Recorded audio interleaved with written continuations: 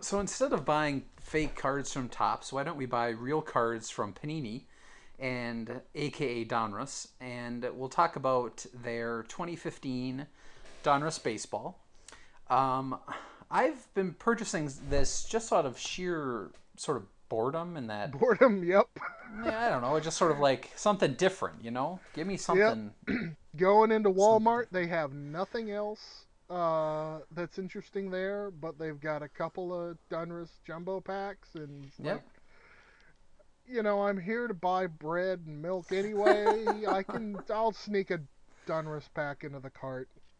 It's a basic And thing. I mean, yeah, it's a basic part of life, right? Um, exactly. So when they released the design this year, I think it was sort of met with ho hum, like, oh, this isn't. They really didn't. I don't know. They used their previous sets, sort of like a throwback to like a heritage design, in that it is like their 80. I think was 1981 design this year. Um, Or 80? No, base 80. cards, base cards are similar to last year. Right. Last year they had basically the 1987 Donruss design, just with a white border instead of a black border. Mm-hmm. This year, um, instead of using the 87 design on the horizontal like they did last year, Yeah. they took the 1985 design and kind of doubled it. Because the 85 design, the top line is thick and then it gets smaller and smaller and smaller on that little flare that they had. Well, this time they kind of flipped it and added it to the top, so it goes from thin to thick in the middle and then thin again. Put that in the middle, but they couldn't get rid of the 87 design, so instead of having that being horizontal, they had that vertical. So now they've got an 85 stripe horizontal, an 87 stripe vertical, and white borders again because the 87 and the 85 sets were both black borders that looked really good. So let's make it white border and make it look really bad. Um, and honestly, I think the fronts look hideous, but it does not compare with the back. Now I have a little story.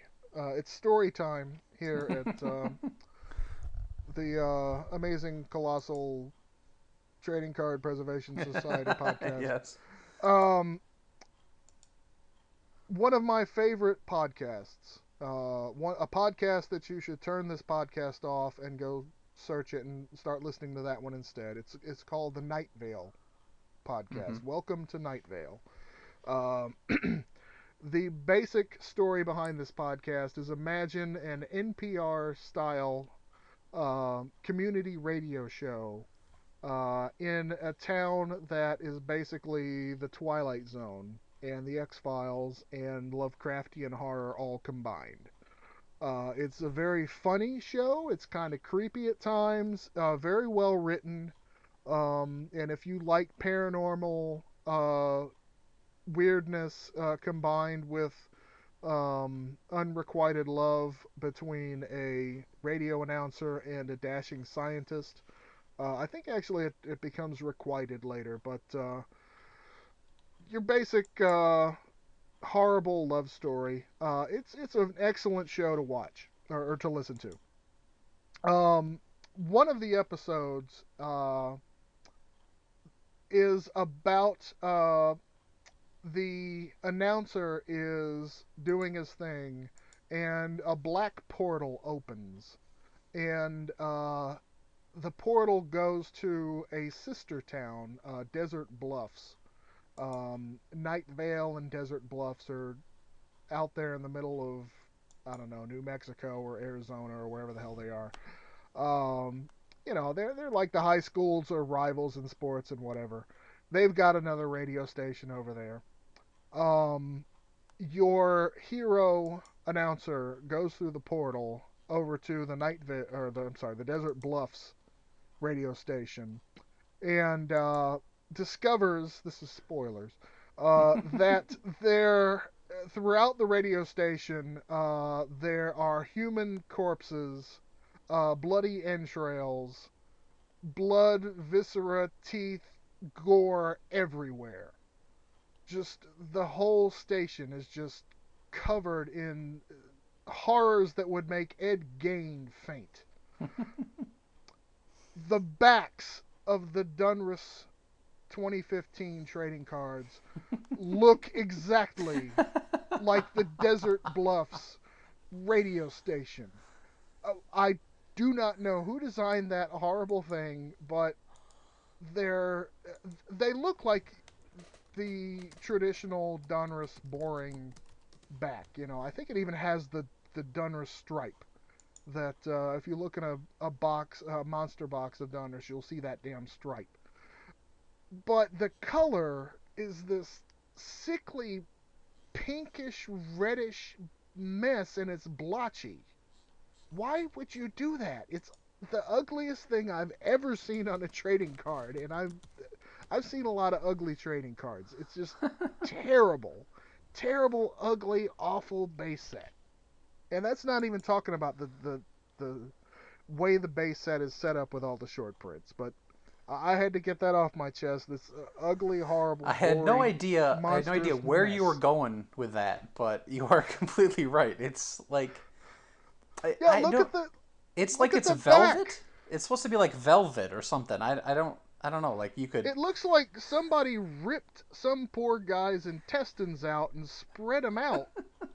I mean, it's blotchy and it's kind of that sickly It's pinkish like the red.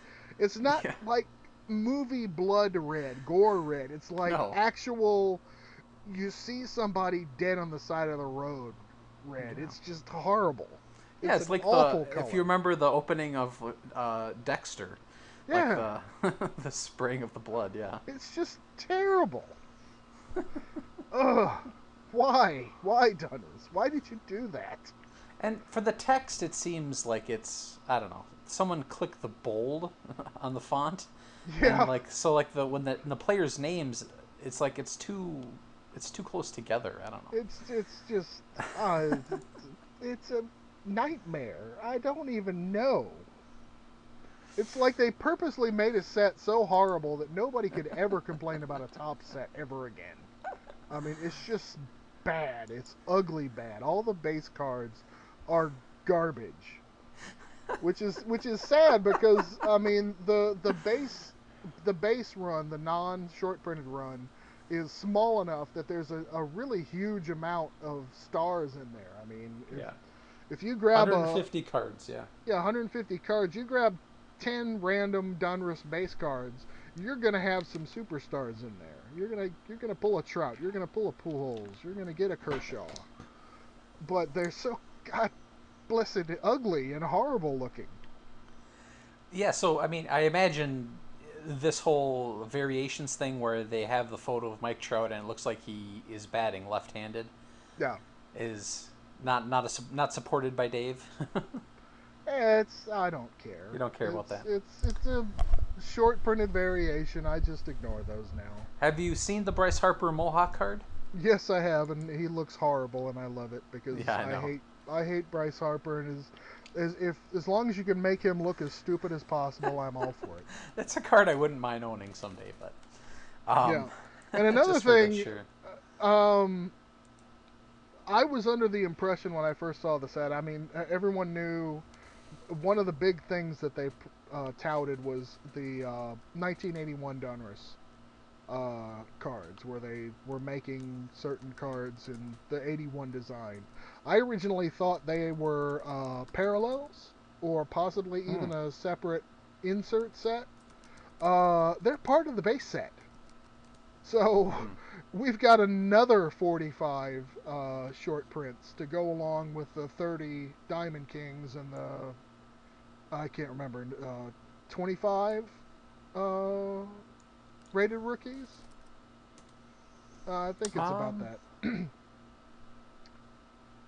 But Sorry, I was searching for to see if there was a Bryce Harper Super Short print that was even up, and I do not see one on eBay. I see nice. the Heritage one, which equally has stupid hair, but um, Bryce Harper is really yeah, good at stupid hair. yeah. So, but So you yeah, can I mean, so the one thing I kind of wanted to do is collect the parallel of the 81 Donruss, but they're just regular short print cards now. Yeah. So it's like, why? What's going on? Uh, yeah, I mean, I the like whole the set. It's a mess. my personal favorite. I love the 1984 Donruss. So let me know when they Yeah, get around to stealing that design. exactly. You can find a hobby boxes of this for about $70 right now, and I think I'll probably just do some more, um, maybe dime boxes when it finally makes its way there. So, are you recommending this product?